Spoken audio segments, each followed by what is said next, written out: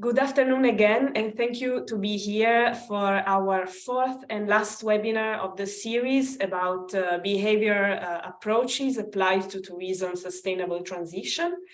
We are very glad to have you here today. We have a very insightful session ahead of us, because we are going to look at the future of the sector of travel and tourism, and how human behavior and behavior change will play a role in it.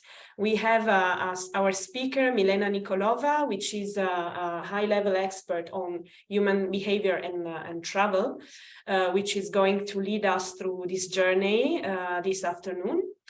My name is Giulia David. Many of you already know me. I'm the project manager of the BeST behaviour-smart community for tourism project. And before the start, I'm going to just remind you a couple of housekeeping rules. You have the chat at your disposal if you would like to ask questions. You also have a question and answer section on the Zoom platform. This webinar is going to be in English, but we have a French channel, French interpretation channel. So for those of you who don't speak English, you can go on the bottom of your screen. You have an icon for interpretation, and you are going to be able to listen to the French version. I'm just making a little operation on Zoom to allow my colleague Agathe to record also the version in French. Sorry, Agathe, I hope it works now. I've made you co-host. Okay, it works. Very good. If you have any issues with any logistical issues, you can also flag these in the chat, of course. Before to give the floor to Milena, I'll say a couple of words about the project, about why we are here organizing this webinar cycle. The behaviour-smart community for tourism BeST project is a European cooperation project funded by Erasmus+, which gathers 3 partners. Avitem, we are a cooperation agency based in Marseille, and we have the great chance to work with the 2 very high-level expert partners on behaviour-smart approaches and behavioural insights, which is a behavioural insights team and behaviour-smart. The BeST project aims to build a community of practice and to share knowledge about the application of behavioral science to issues and topics related to sustainable tourism transition. The reason why this project exists is that with our partners from BIT and from behaviour-smart, we have been working together in other circumstances before the project, and we have realized that there is a real gap in terms of knowledge and of sharing of good practices when it comes to applying knowledge about human behavior to the topics related to sustainability of the tourism sector. And we all know that now, especially in this period of time where new approaches are needed and thinking out of the box is something that is crucial to imagine the future of the sector. More and more actors of the industry are realizing that human behaviors have a role to play when it comes to visitor flows management, for example, or reducing the impact of tourism on the environment, biodiversity, or also working to create links between tourists and residents, etc., etc. These are all topics where human behaviors are at the center, but there is still limited literature and limited knowledge available on how to apply the knowledge of human behaviors to these topics. We have also realized that there are people, more and more people that are interested in these topics, but do not know each other, and there is a lot of knowledge out there that can be shared to the actors of the tourism and travel and tourism sector. So this project is aims to contribute to close a little bit this gap. So the scope of this project, the goal actually is to create a sort of living knowledge base and a community of practice made of actual people who can find a virtual space where to share insights and good practices and also questions. And also explore future cooperation and research areas and opportunities. And a space to raise awareness on the how can I say, on the importance of using the knowledge of behavior behaviors, human behaviors, and the human brain to solve issues related to tourism sustainability. So I'm going back to these topics at the end of the webinar because now that the webinar cycle closes, there are going to be a lot of opportunities to remain engaged with us. But before to give the floor to Milena, I just would like to remind you that we have gone through a journey that brought us through three past editions of the webinar cycle. The first webinar, we had a look at the human brain and the way we make decisions and how this can impact also when it comes to travel, how travelers' behavior is affected. So here we are sharing the visual summary I made of this first webinar, and you in the chat you have all the useful links to access to these resources. In the second webinar with Milena, we went more in detail into the tourism, tourism sector, and Milena gave us a lot of examples and case studies on how the knowledge of how tourists really think and decide can be useful to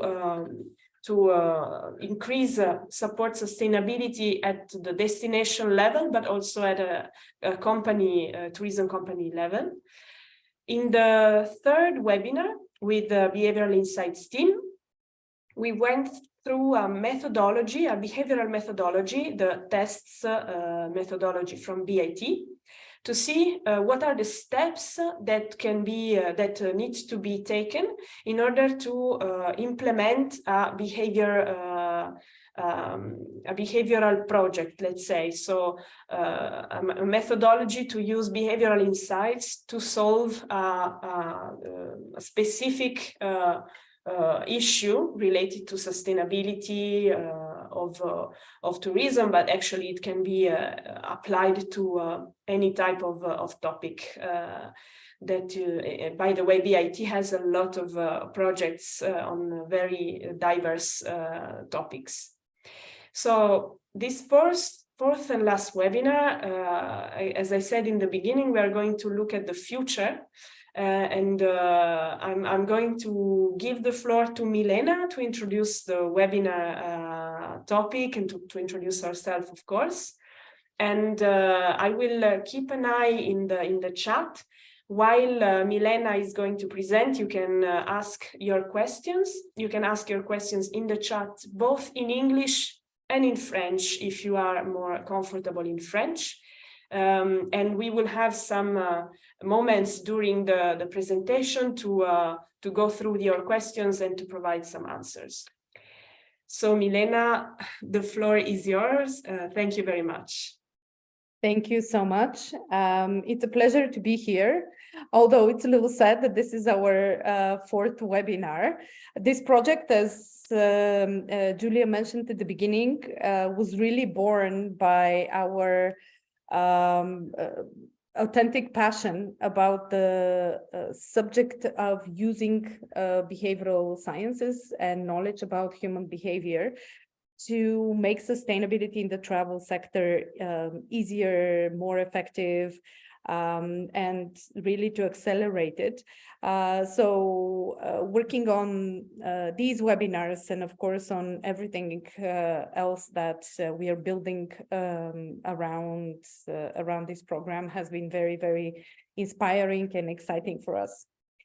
So moving on, as it was already mentioned, what we will do today is based on all the stories and all the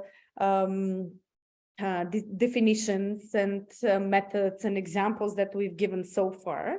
We're going to try to attempt to look at the future and try to imagine what it would be if our travel industry is really by design behavior smart and incorporates in an effective manner knowledge about human behavior in ways that really make sustainability non-negotiable.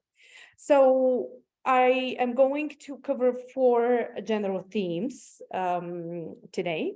The first one is we will still spend a couple of moments at the beginning talking about behavior smart. I know some of you have actually been able to attend all or most of the previous webinars, so you have some background, but I know we also have some new colleagues who are joining. So we're going to spend a few moments just to bring everybody up to speed. Then we will look at the future of travel and what are some of the most daunting challenges that are ahead of us.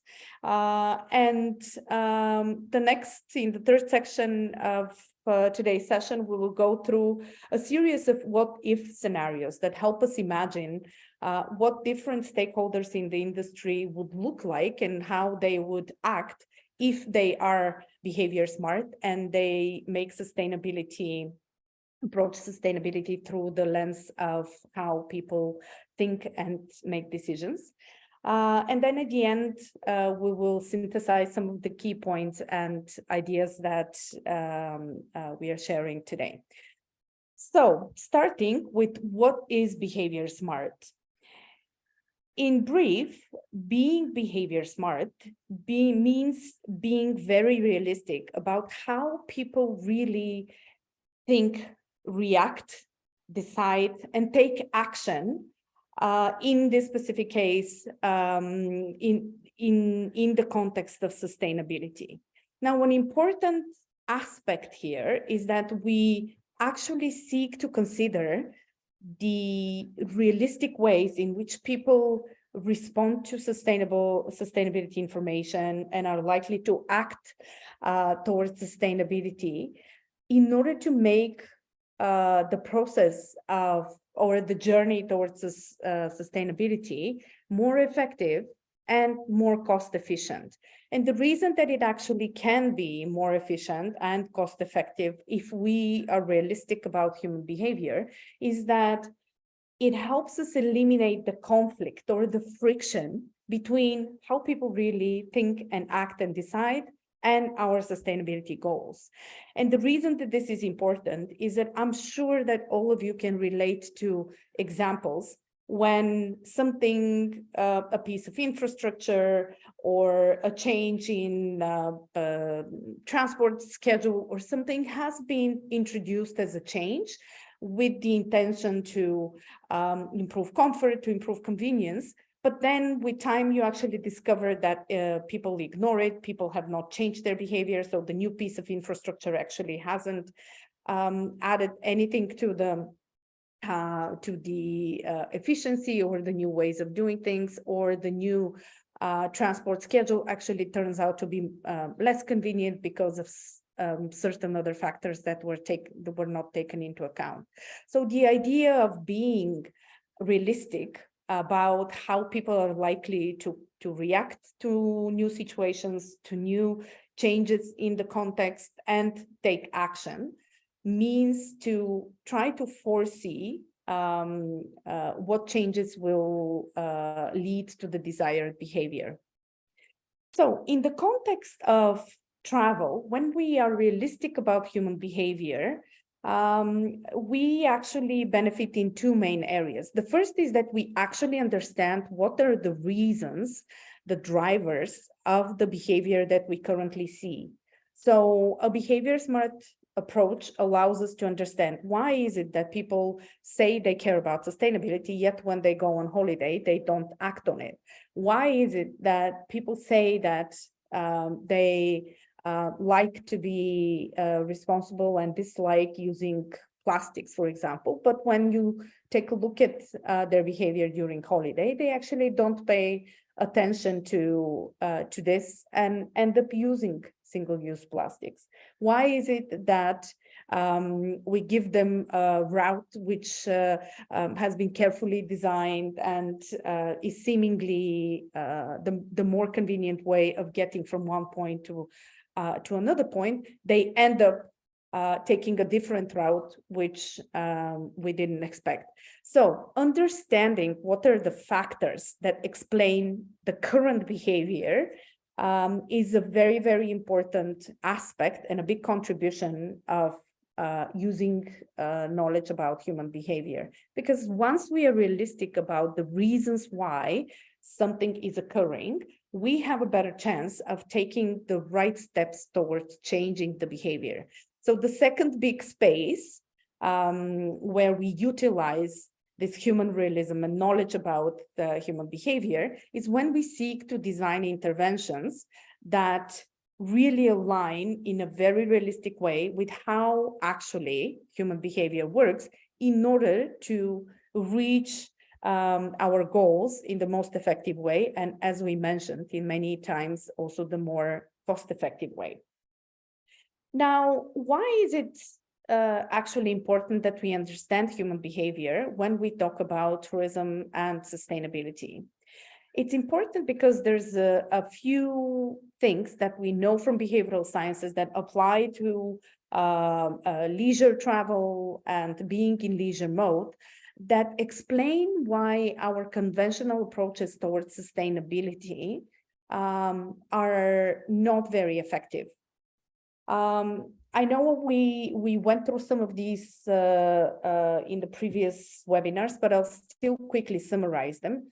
The first one is that the fact and the matter is that people, regardless of how conscious and sustainability minded they are, when they travel, they always give priority to having a great experience. So at any given moment that they have to choose between extracting a better experience and more joy out of their stay and being a responsible resident of the planet, they're going to focus on the first. The second thing is that in general, we, during holiday, when we are in leisure mode, we release a lot of behavioral controls. And these might relate to our healthy living behavior or our healthy diet behavior, but they also relate to responsible consumption behavior. So in the same way that we would eat more and try more foods and drinks during holiday than we would on a regular week when we are adhering to our healthy living schedule or routine, we also deviate from our responsible consumption patterns that we follow at home. So we might be less stringent about recycling, we might be less disciplined about not over-consuming water or energy and so on. So this is a natural mechanism. We also still have a very, very high share of the traveler market, the traveler audiences, who consider thinking about sustainability and climate change as being in direct conflict with the state of leisure. So even if people in general tend to be responsible, they tend to be mindful, they tend to think that each of us has a responsibility to contribute to the solving of these crises, when they're on holiday, they actually feel that thinking about this is in conflict with their sense of enjoying and being in leisure mode. So they will reject information even if it comes their way.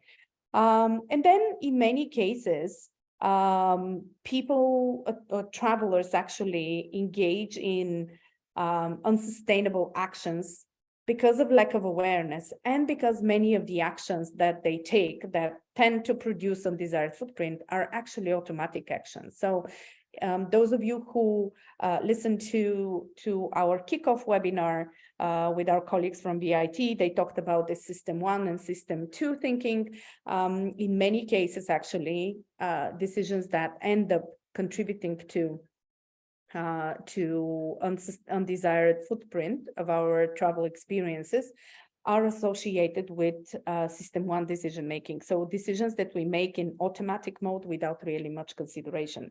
So as you see, we have a series of factors that suggest that simply trying to inform people of what is the responsible thing to do and relying on their morals and ethics during holiday is not effective, simply because of the way that the human psychology and human mind work when we are in leisure mode. In that sense, it seems to be much more effective to look at changing the context and enabling, facilitating choices that relate to sustainability, making sustainability easier and more appealing by changing the context, rather than seeking to change the behavior of travelers against the principles that we know drive that very behavior.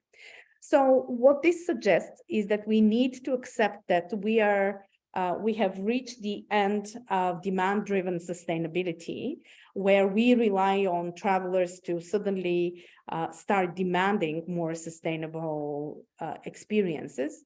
And we actually need to take control as industry stakeholders, as suppliers of travel experiences, and to begin making design and the context in which traveler experiences unfold more favorable and enabling to drive desired behavior. So in that sense, if we are to look at the future, we would think that the behavior-smart future of the travel industry, or a behavior-smart travel industry in the future, would be an industry where we lean on knowledge about how people make decisions, how they understand and react to sustainability, and what are the best ways to enable them to make sustainability choices. And we incorporate this in the fundamentals of the operations and the design of our sector. So before we look at what this means and how it would actually work through some examples and illustrations, I want to spend a few moments looking at some of the challenges that we have on the table. There are many ways to talk about the sustainability and the climate crisis that our sector is facing and our societies are facing. But one of the most objective things that we need to look at is that we have a growing number of destinations and businesses making commitments to the Glasgow Declaration of Climate Action in Tourism, which has outlined some very specific areas in which change is needed, and has outlined the pathways that can help us halve the emissions of our sector by 2030 and reach net zero as soon as possible, but certainly by 2050. Now, as a continuation of the effort of some of the initiators of the Glasgow Declaration.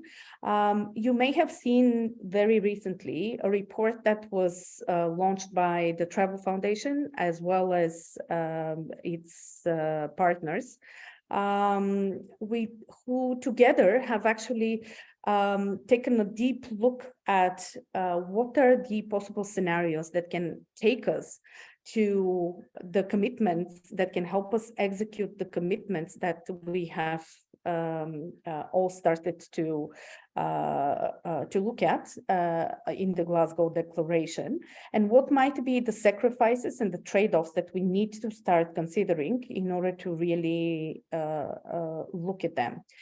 The good news is that this report, if you haven't read it, I strongly encourage you to do so. It's available online. It was recently launched, so you can download it and see some of the information and insights that accompany it. But the good news is that the scenario analysis that was performed by the authors suggested that reaching the goals set in the Glasgow Declaration is realistic, but that would require certain changes in how we operate and changes in the patterns in which we travel. So some of the key points that come out of that is that we certainly need to see stronger control on the supply side and stop relying on demand as a driver of the sustainability transition. Something that we also highlighted is realistic and really the only path from a behavioral science point of view. Of course, a major change in how we travel and how travel is actually designed and operated needs to come from the transition to lower carbon mobility solutions. And actually, one of the ways to keep the travel economy at the scale that it is, and actually to keep it growing according to the growth expectations that we all hope to see, is to transition to less long-haul flights and more trips of a lifetime model of enabling longer travel experiences, looking at extending length of stay, combining complex, multidimensional and multimodal trips, and of course a more equitable and smart resource management that supports the transition towards greener travel practices. So what you see is that we basically have a very realistic scenario of reaching the goals that are outlined in the Glasgow Declaration. And these realistic scenarios rely on changing of behavioral patterns. Based on what we know, this means that if we take a supply-driven chain approach to that, this means finding the path of least resistance between the goals that we need to reach and the changes that we need to make in the operations and human behavior. So in that sense, the transition that we need to be making from a behavior change point of view needs to be driven by leading the change rather than relying on travelers to demand and supply to follow. We need to move towards taking the proactive step. And part of that is to make sustainability part of the design.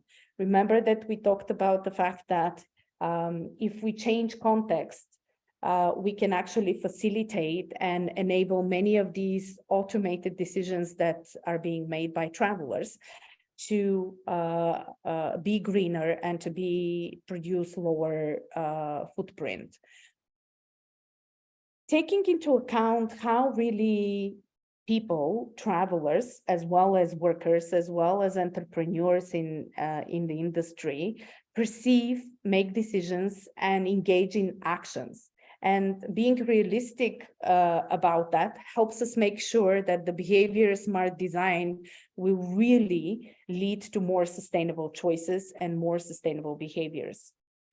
Powering sustainability with appeal. In many cases, there are ways in which a sustainable option remains less demanded simply because it doesn't seem to be as attractive as the alternatives.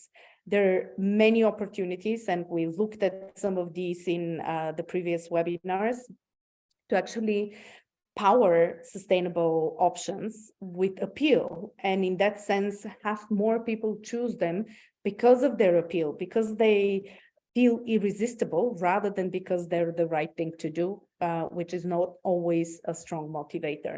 And in many cases, we also need to move towards making sustainability non-negotiable. And that's part of making it part of the operations, making it part of the design. And in some cases, it might involve taking away options or automating the decision-making without giving travelers the choice of making a decision that actually comes with an undesired footprint for our business, for our destination, or for our community. So again, all of these are possible if we take the philosophy of finding the path of least resistance from a human behavior point of view towards achieving some of the goals. So in that sense, the focus of a behavior-smart travel industry that is accelerating its journey towards net zero and the sustainable future is to move away from trying to change travelers and focus more on changing the context that then sets the favorable environment for desired behavior. And what this does is that it will also move us away from the growing search that I see many destinations engage in for the right travelers, to actually making most travelers the right travelers. Because right now, you will often hear destination professionals suggest that part of how they plan to transition to a sustainable future is to identify and attract the types of travelers who understand sustainability, who travel in a responsible manner, who are willing to sacrifice comfort to be environmentally friendly, who are willing to pay more in order to be responsible. But the reality is that based on what we know from a human behavioral point of view, when people are in leisure mode, they're actually a very small percentage of those who behave that way, who behave as these right travelers. So if we flip the approach and we actually change the context and make sustainability easy and in many cases appealing, just like we mentioned a moment ago, we have a chance in a seamless manner to change most travelers and make them the right travelers. So let's look at what this would mean from a real life perspective, or how such a future of a behavior smart travel industry would look like through the prism of the different players on the market. Now, before I do that, I do want to stop and ask Julia whether there are any questions or comments that we need to give time for. Thank you, Milena. There's just one comment from Olivier in the chat that when we were talking about the behavior of travelers and residents, he was commenting on these NIMBY residents, which is this acronym that means not in my backyard, which are indeed this section of the population which doesn't see in a good way, is not ready to accept projects that in their neighborhood, even if they are made with with the good purposes. And so maybe, yeah, he was commenting on this section of the population. And also when it comes to this this tendency that we have when we travel to don't pay so much attention to our consumption and so on, maybe a good way could also be to make the sobriété, how can I translate this in English? This simple way of traveling, let's say, more appealing. I don't know if Olivier, I'm translating this correctly. Sorry if not. I can also give you the floor if you would like to make the comment on your while to speak. Well, speaking. If you would like, Olivier, you can be able to speak now. Don't hesitate.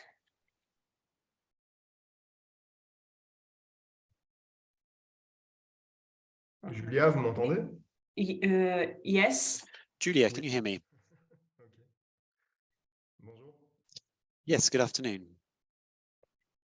Yes, Olivier, you can make your comment if you want, or if you would like to add something.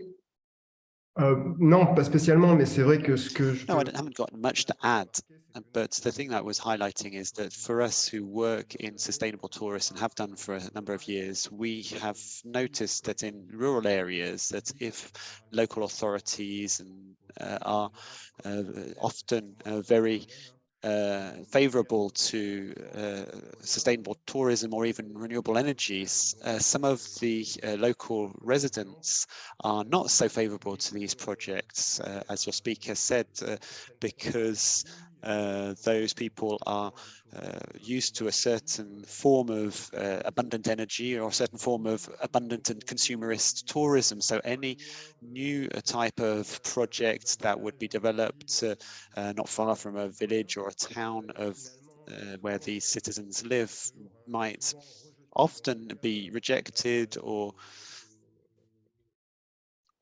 I could say the local citizens often have doubts because it's something new, it's another form of economy, another form of daily life. And I think that there needs to be some support and accompaniment of the citizens by the local authorities, a form of education, as we're trying to do in the energy sector, but a kind of education or awareness raising to a new form of tourism. And let's not forget this form of rejection of any kind of new project, any kind of innovation, particularly in our beloved country of France, which can be a bit difficult. That's what I was thinking about today. Great point. You're absolutely right that generally we as human beings, even those of us who tend to be more experimentally oriented or more favorable towards risk, we dislike change. Change takes many more resources, physical, psychological, mental, to support from a behavioral point of view than to keep doing the same thing. So this is one of the main explanations and the main reasons why in making people stop a certain behavior and transition to a new behavior can be exceptionally complicated, but this makes it even more important to consider what we know from behavioral sciences in order to actually give ourselves a chance to really find that path of least resistance, because it's not going to be easy for sure, but we can make it a little bit easier by understanding what are the likely barriers that come to people's mind that are slowing the process down. I am not going to spend more time, much time on examples and stories, but I do want to point out that the mechanisms that we refer to and that we have mentioned here in the context of travelers are just as effective when we seek to change the behavior of residents or host communities. And it actually might be a little bit more difficult to change the behavior of those who live in this environment, because when we travel and we leave home and we go to a new place, we tend to be ready for doing things in a slightly different way from home, because we know this is a different culture, things operate differently and so on. So it might be easier to get a traveler who's not used to saving water or who's not used to recycling to actually get them to do that during their holiday, if you make it very easy and if you make them mindful of that. Then to make the local residents adhere to this as a new behavior, because you are in effect changing the environment in which they live every day. So getting to change the behavior of residents and hosts can be even more complicated than travelers. So I completely agree with you that this is also an area where much of these principles can add tremendous value. And to some extent, the socioeconomic and geopolitical dynamics are forcing us, because the way that we look at energy and energy saving today is certainly not the way that we looked at it a couple of years ago. And so there's some forces that come from the overall context that facilitate that. Okay, transitioning to trying to imagine what if we find ourselves in the future, in a behavior smart future of the travel industry. What would that mean for a destination? What would make a destination be behavior smart in ways that makes sustainability a non-negotiable part of its operation? There are actually many ways in which a destination can use knowledge about human behavior and weave it into the natural functional areas that are under the portfolio of activities that the destination does. Some of the easiest ones to imagine is in the area of marketing and communications. So if a destination if we imagine a destination that is behavior smart and mindful of how people think and uses that knowledge in order to encourage visitors and guests to be responsible during their experiences, it would weave in its communication and marketing expectations that relate to the realistic experiences that a traveler will have. It will weave in motivations and forces that will nudge travelers to engage in desired behaviors, in behaviors that are good for the local economy, for the local nature, for the local communities, and engage in experiences which are aligned with respect for local cultural norms. Just a few examples. We now see, especially in Europe, a lot of buzz about how can we transition away from relying on air travel to relying on the railway network, which more or less exists, especially in certain parts of Europe. But at the same time, we don't see many destinations actually shift and include in their communications visuals, examples, videos showing how people are actually arriving or leaving or enjoying that destination by rail.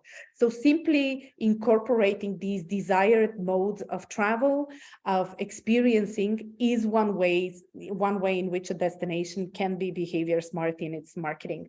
Similarly, showcasing in a very appealing manner experiences that bring out the best of our destination, but that also come with a very light, undesired, or maybe non-existent undesired footprint, encouraging slower travel, encouraging interaction with the outdoor space, encouraging local food consumption.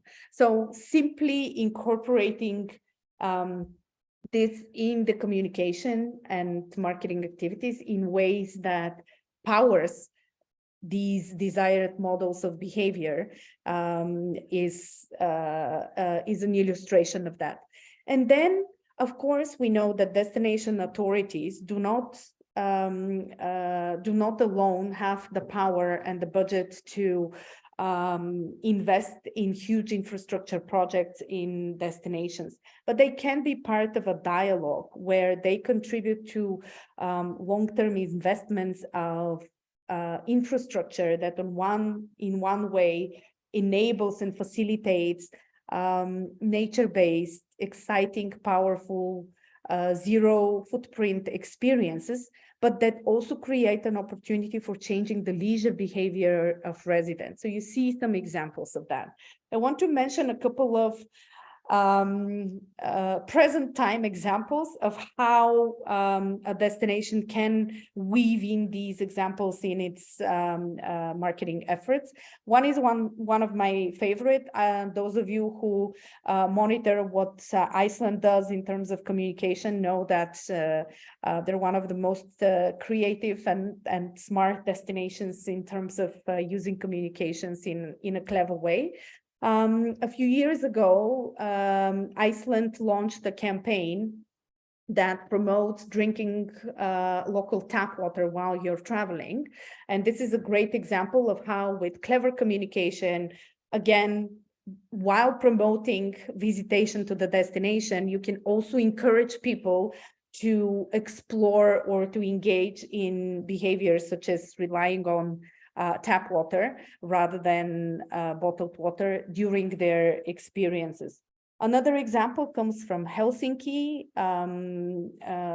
Helsinki has a program which was launched a little before the pandemic, called Think Sustainably, and this is really a guide, a platform that allows both residents and visitors in a seamless manner to find different experiences, service providers, attractions for their leisure time that also are responsible and sustainable in their operations. And what is interesting about this is that the platform itself is designed as a guide that makes it easy for you to navigate the different options and experiences.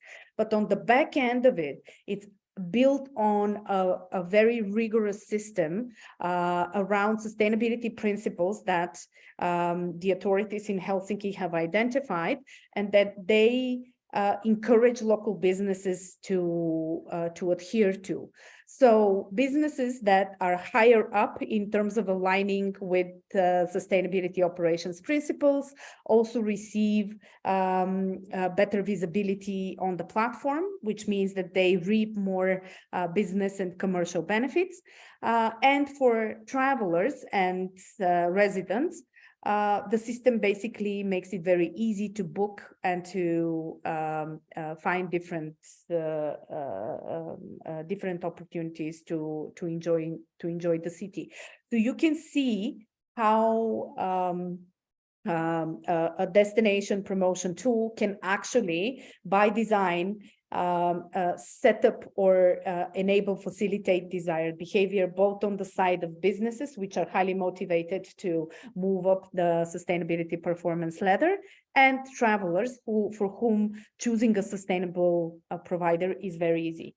And then, as I mentioned, focusing on things that a destination can do to create a context or facilitate desired ways in which travelers and residents experience the place can also mean contributing to design of creative and smart visitor infrastructure. What you see here actually is an actual facility near Copenhagen, an adventure park, and also the tower that appeared in one of the earlier slides is from there, that actually allows people to spend time out in nature in a way that allows them to interact with nature, with natural surrounding, in a very different way than just being out in the forest, creating more excitement, making it more likely that people, even people who are not very outdoorsy and not very physically active, would actually go out and be out in nature and would enjoy seeing a different nature through different perspectives. So authorities can certainly do much, and if they take a behavior smart approach, they would use such solutions in order to change or shift the patterns in which both residents and visitors enjoy a destination and its natural assets. So this is what a behavior smart destination could do and would do, and we know can be doing realistically because there are real examples that show that. Now let's look at some of the examples on individual business level. What would it mean for a food service provider to be behavior smart? Now, if a food service provider, a restaurant, or another operation in the space is to use knowledge about human behavior to make sustainability non-negotiable, easy and appealing, it would really incorporate certain tactics into the design of its menu, into the design of the products, the meals that it offers, and the services that accompany that design. So it would make it very easy and very appealing to encourage to have more people focus on consuming fresh, seasonal meals that are sourced locally and that are in line with local cultural norms, local traditions, and also do that in a way that eliminates food waste to the extent that this is possible. So, for example, these would be food service providers that make an effort to have a living menu that goes along with the actual seasons and what is available locally in the respective season, celebrating that and focusing on the offerings that are available because of the ingredients that are in season, but also presenting them in a way that makes it very appealing so that guests are not choosing because this is the sustainable choice, but they're choosing because this is the irresistible choice that they're presented with. And along with that, they can also celebrate some local culinary traditions, which is a very appealing way of connecting or engaging visitors to really connect to the living culture, living traditions of a place by focusing on certain ways in which local foods are prepared and how that's different from others. What are some products that are very specific or are used in a specific manner, and that differs from other places where these products might be found. As we said, in contemporary realities, and certainly in the future, a behavior smart food service provider would also be extremely mindful of food waste. And we know that there's behavioral techniques or behaviorally informed techniques that can facilitate a transition to operation both of the kitchen staff as well as the behavior of customers that aligns with zero food waste principles. What you see here is an example from a program that worked effectively in Norway. It was initiated by the food industry, and it actually went through several important steps, all of which were informed by this very realistic analysis of what were the reasons that people engaged in actions that contributed to food waste. And one of the first things that they established is that customers certainly, but also kitchen staff, they knew about the fact that food waste is a problem and that it is quite significant, but nobody actually understood how significant it is. So one of the first steps in the effort of the campaign was to begin promoting these visuals, some of which you see here, that demonstrated how really it's 1/3 of food that is wasted, and how that looks in terms of actual real meals that kitchen staff prepares and then presents to clientele. So these kinds of posters actually would appear across many restaurants and food service operations, but in the kitchens, in order to make workers in the industry mindful of how significant really the problem is. The second step was to enable people to measure food waste, and then to study what is wasted, and that way to identify the opportunities to minimize or reuse or use in alternative ways some of the parts of different products that remained unused. And the final step of this program was actually to make it easy for food service operators to reuse and to be smart with food waste by providing them with recipes and creative cooking tactics that would minimize waste. So you can see that by making it, again, very easy, first by making them mindful, and second by making it very easy for them to do the right thing, that facilitates the incorporation of food waste smartness in the operation of companies. So these kinds of things are already possible. We know that they exist in the present time. So a future behavior smart food service operator would certainly be using all of these as part of everyday practices. Now let's look at experience providers, and what does it mean for an experience provider to be behavior smart if they really want to make sustainability a non-negotiable principle of their operations. It really would mean to develop and operate experiences that are light footprinted, with light footprint and regenerative in nature, that contribute to local value creation, and very importantly, to also take into account the well-being of travelers and residents. Not only because we are in a post-COVID reality, but also because our societies are becoming more and more mindful of the fact that we have not paid much attention on what is good for us as human beings on personal and psychological level. And so travel is one of the industries that really has the power to help people recover, rejuvenate, and become healthier as members of society and as individuals. So what are some of the ways or the examples of being a behavior smart experience provider?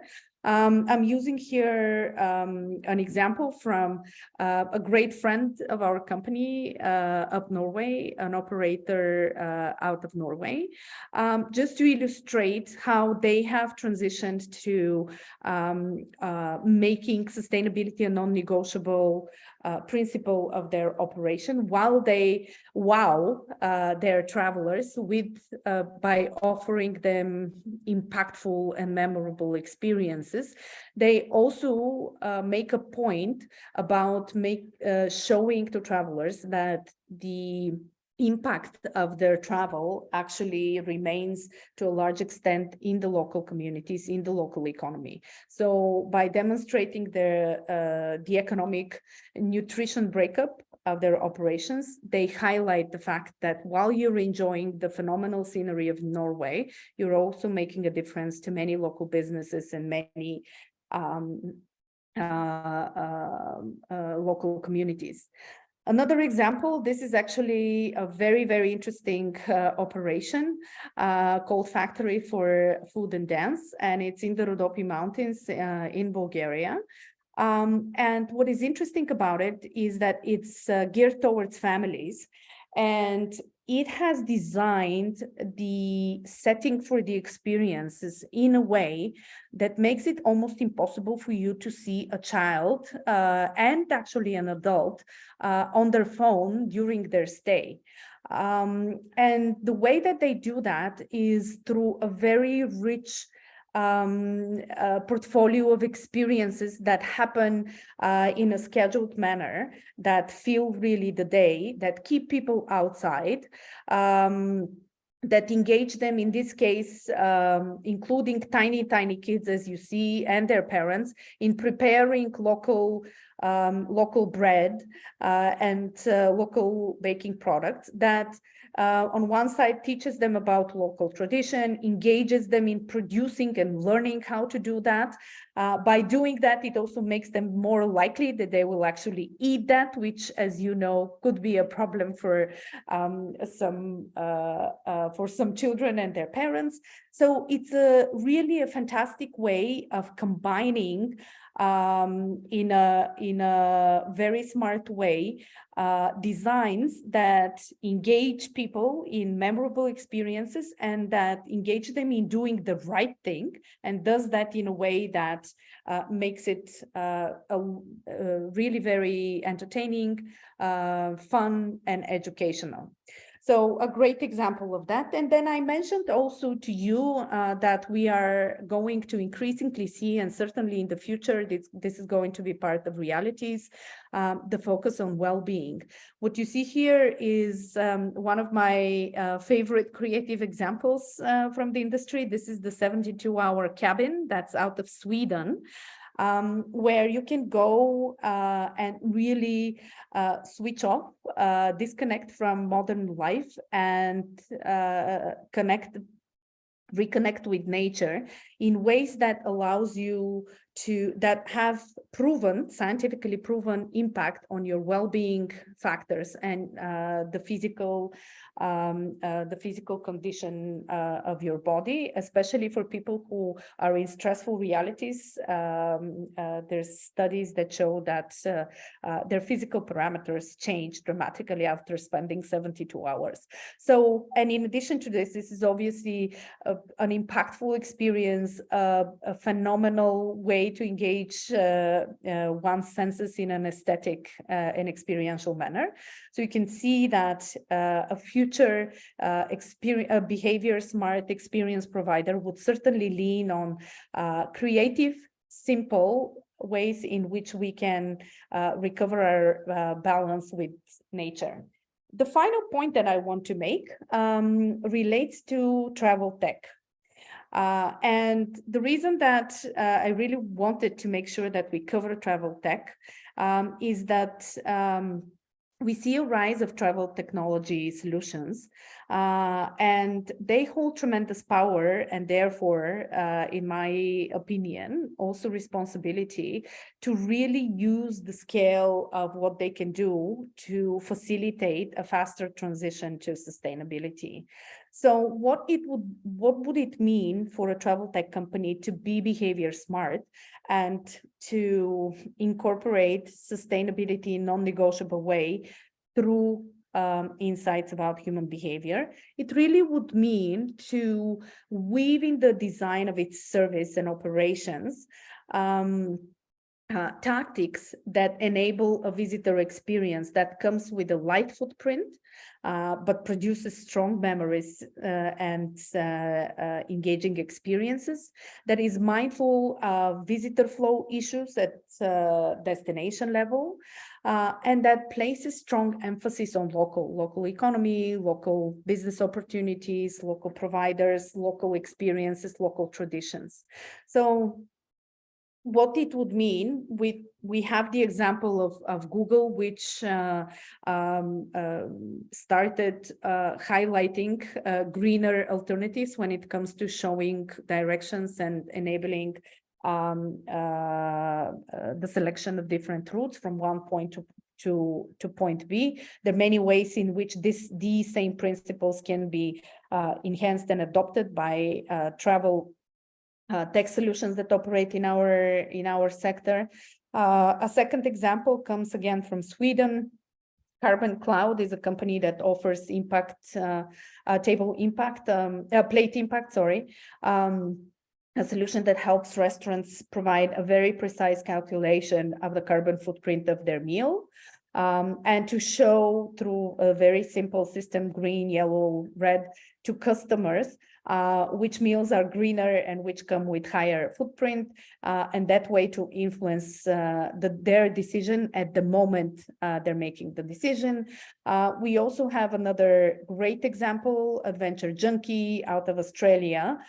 This is a platform that only provides sustainable, responsible experiences which come with higher excitement value and which are designed in a way that gamifies sustainability. So you see people following the sustainable behavior pattern based on the excitement and the gamification principles, but ultimately learning that you gain more by staying with the local at a local accommodation facility versus an alternative, that you gain more by hiring a local guide versus an alternative, and so on. So these examples show to illustrate that travel tech has a lot to benefit, both for itself, but also for destinations and the entire travel ecosystem, if it decides to follow the principles of being behavior smart. So with this, I hope that I have managed to convince you that a behavior smart future of the industry is really possible. And there's a few key points that I hope synthesize what I shared. The first is that we need to move away from looking for the right travelers to turning most travelers into the right travelers. And that behavior change and the smart use of knowledge about human behavior can really power a transition towards sustainable and profitable tourism economy. And what if destinations use marketing and communications to make the desired behavior appealing and easy? In the same manner, food service providers can use creative menu designs to turn the local, seasonal, and sustainable taste the most desired taste. And experience providers can make sustainability seamless and non-negotiable and seamlessly designed in the experiences that they offer that are equally memorable and impactful. And similarly, travel tech service providers can use the power of technology and data to scale sustainable behavior while also facilitating impressive experiences.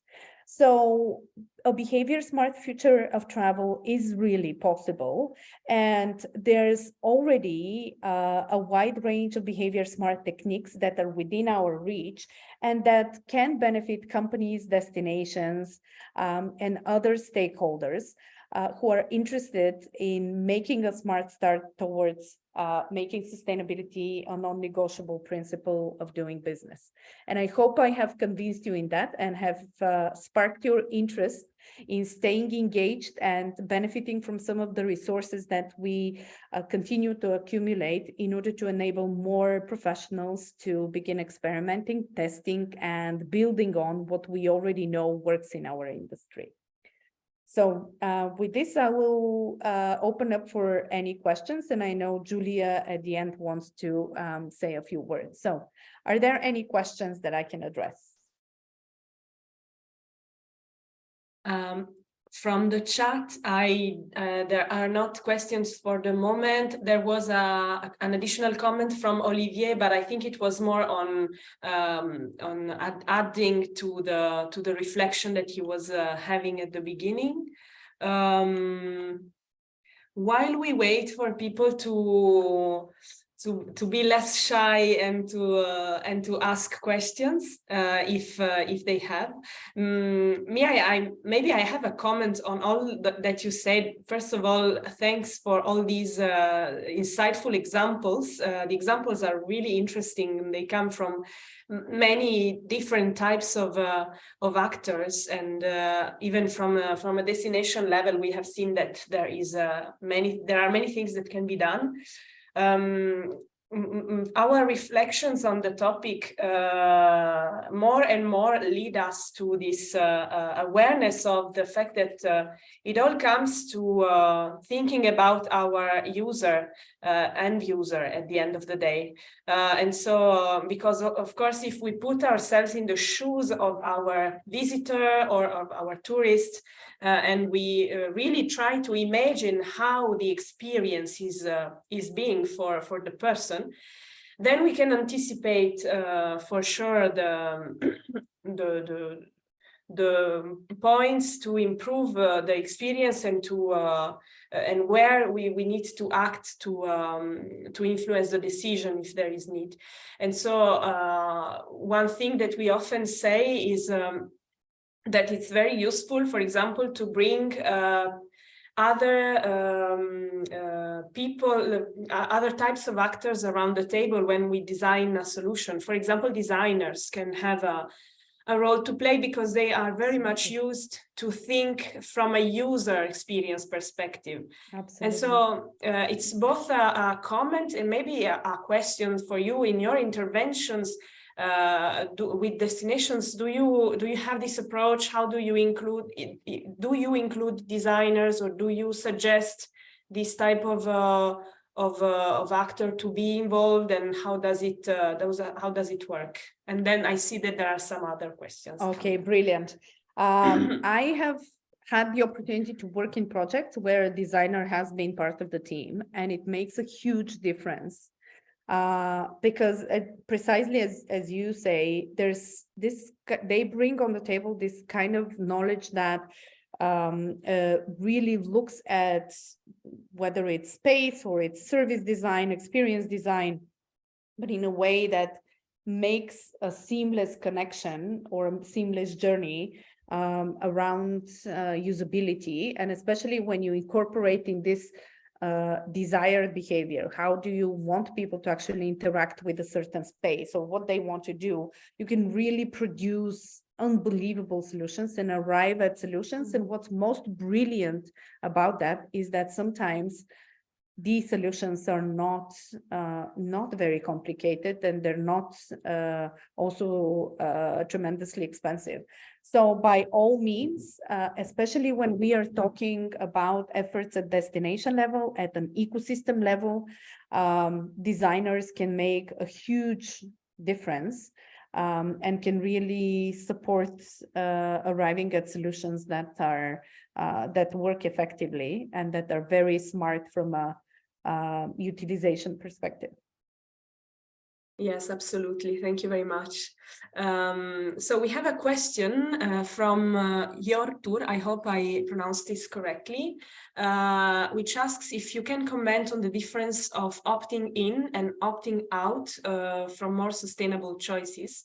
We seem to be trying to get people to opt in, which means adding money, instead of opting out, which means choosing a more polluting way. What is your view on the difference?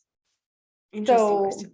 Thank you, Hjortur, for the question. This is one of my favorite topics when it comes to sustainability choices.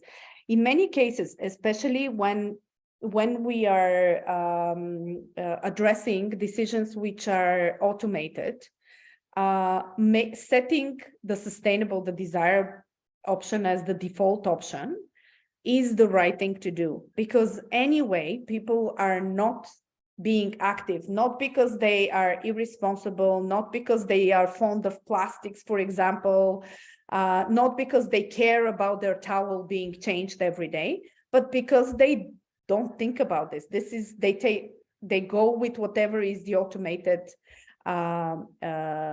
choice. So if we flip for such choices, we simply need to flip the default and actually stop asking people to make a choice and give them an opportunity, if they really have strong feelings about having a plastic bottle or changing their towel every day, then giving them the opportunity to ask for that, but only in the rare cases when they actually have a very strong reason to do so. And that's one of the most brilliant things that we can adopt in the travel industry, because there's so many high footprint choices that are being made in automated mode. If we simply go and flip default options everywhere where that's possible, we can actually make a huge difference in the final footprint of the industry. And we are actually doing a very, very interesting experiment that is still early on. So I hope that in a couple of months we'll be able to share some experiences, but it's a creative and exciting experiment. We're working with the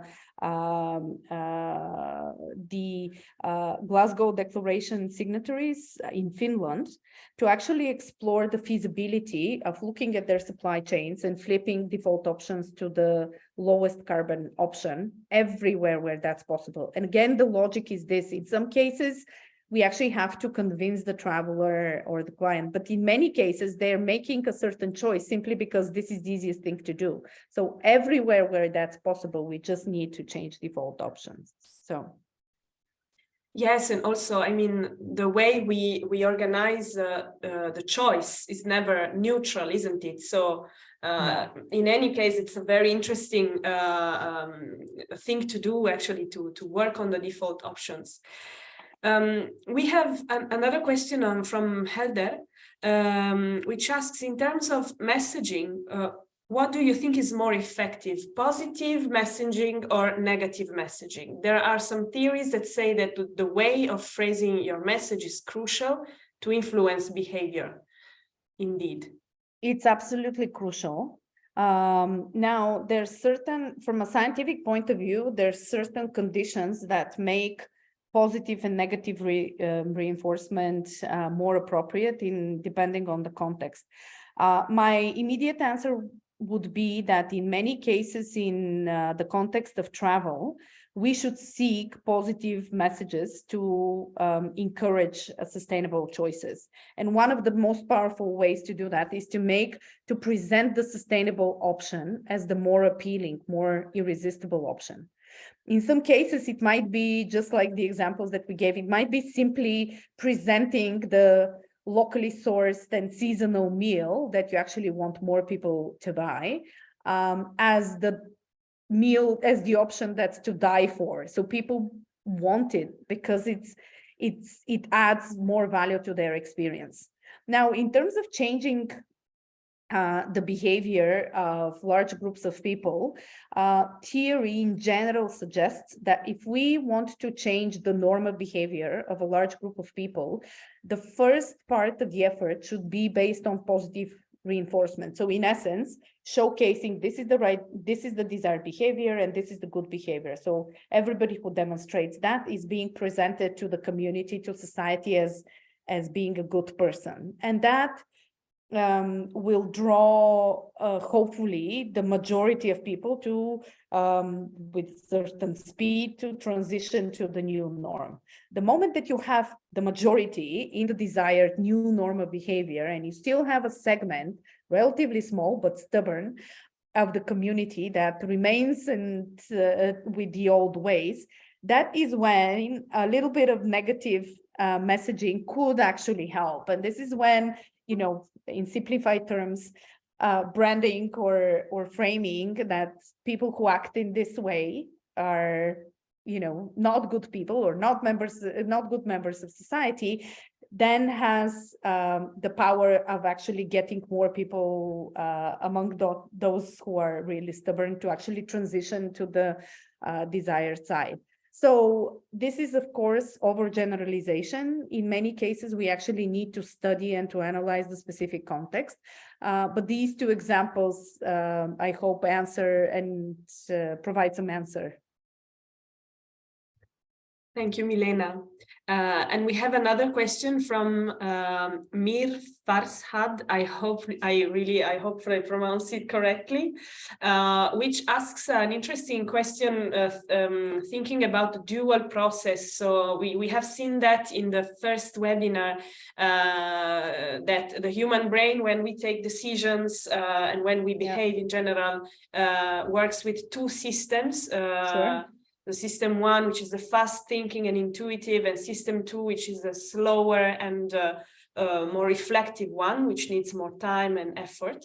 And so he's asking, is nudging just dealing with the system one way of thinking, or can we even nudge and change behavior when the consumer is performing the system two? So let's say the link between nudging and the two brain systems. So great question. And the reason that I really think that this is an important topic, and I'm glad that we are touching on it, is that we really need to understand that when we talk about being behavior smart, it goes much beyond nudging and using these easy small changes in the choice design in order to influence behavior. If we are to be behavior smart, we would actually incorporate knowledge about how people, what are the mechanisms that make people make a certain decision or align with a certain pattern on policy level, on strategy level. We would design tax systems that way. We would design investment programs that way. We would design marketing and communications programs that way. So for me, it's really important that we also, with the work that we're doing in this project, that we make people aware of the wide set of tools that are available at different levels. In terms of nudging, nudging in general is associated with changing the way that a choice set is presented, a choice set or the design of the choice situation in order to influence decision. And in general, it's perceived that this is possible, these small changes and encouragements in the way that a choice is presented. These are generally considered to be when we are in system one mode. But that being said, the same type of principle, the same type of thinking of what could incentivize you or what can increase the likelihood for you to go with a certain choice can be applied to decision-making modes when we are mindful. So when we are making a mindful decision about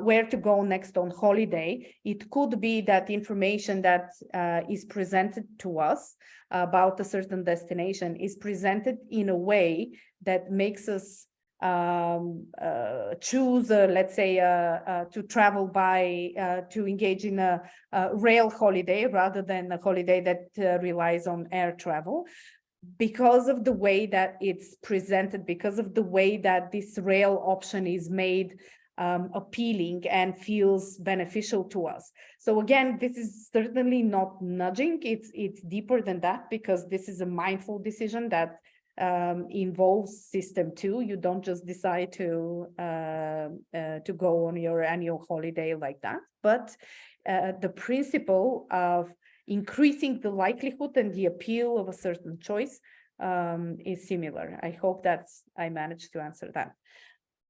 I see we have 5 minutes, so maybe you want to. Yes, I will indeed. I will probably share some concluding thoughts and some next steps to remain engaged. In any case, I don't see other questions for now, but you will see that there are plenty of ways to remain in touch and to stay engaged. So if you go to the next slide, thank you very much. So we are, since we are closing this cycle of webinars, and again, I think for having followed all of them, it was a very exciting journey, but there are now ways to stay engaged in our community, because the purpose of these webinars was also to build a community of people that are interested in behavior change and knowledge about behavior change, and how this knowledge can be applied to build a more sustainable tourism transition and to build a future of tourism more sustainably. So we are now we have created a community of practice LinkedIn group, which is being shared in the chat, that you are more than invited to join, because in this group we are gathering We are going to share, of course, all the information about our webinars. We are going to share the webinar recording, but we're also going to share in knowledge resources and topics of discussion about this topic. So it's meant to be a virtual space for all the people that are interested in behavior change and tourism sustainability, to be a space where to share knowledge, to engage in discussion, and to also share examples of good practice, but also share any questions or doubts that you could have on the topic. So this link that is in the chat will lead you through to the group, and really please join us. The second way you can stay engaged is by joining our mailing list. So this is a mailing list that we are going to use to share with you updates about this project, the BeST project, but also 3 other initiatives and projects that we are carrying out on this topic of behavior-smart tourism. And it's a way for you to get some updates about the topics and about the activities of these projects.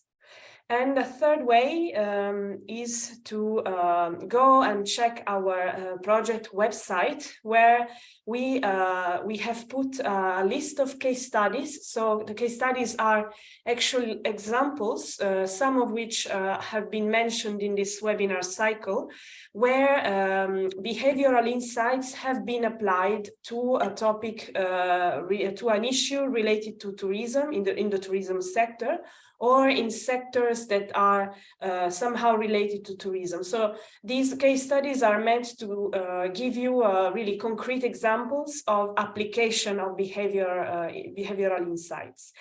And on the website, you can also find some resources, so some readings, some videos that will allow you to learn more about the topic, because it's true that it's a really wide topic. There is literature available out there. So this website, this resources section of the website is aimed to act as a sort of library for you to gather some key resources. Of course, it's not going to be something that is exhaustive, but it gathers really the must know resources to learn more about more in general behavioral science. So we have some unavoidable books to read if you would like to learn more about this topic. And we have also 2 other sections that are more about applied behavioral science, applied to tourism or to sectors that are beyond tourism. So it is a living knowledge base, which means that we are regularly populating it with further knowledge. And you can use, for example, the LinkedIn group to include, to suggest some knowledge sources that you think are also interesting to share. And last but not least, we in the last slide, I'm sharing again our project team contacts. So as I said at the beginning, it is a European cooperation project. We are very excited to work with this really amazing partnership. And so you can find our contact details from Milena, from myself, and from Claire Dale from Behavioral Insights team. We are more than happy to provide any information about this project and also about the topic in general. So just to conclude, this webinar recording will be shared with all of you right after the webinar right now. And I'm going to produce the visual summary as for the 3 other webinars. And we are also going to share the presentation. So you have all the information available. So now the only thing that you need to do is to become behavior smart, you too, and to engage in this journey, this exciting journey to discover human behavior and to see how you can use this knowledge to make the sector more sustainable, and also, I mean, in general, to apply it to your work. So if you don't have any other burning questions, I think that we can close this webinar and this webinar cycle. Thank you again to all of you, and thanks to Milena for this exciting journey that she led us through today. So we see each other in the LinkedIn group, and we'll stay in touch for sure. Thank you very much. Thank you. And have a nice afternoon, everyone.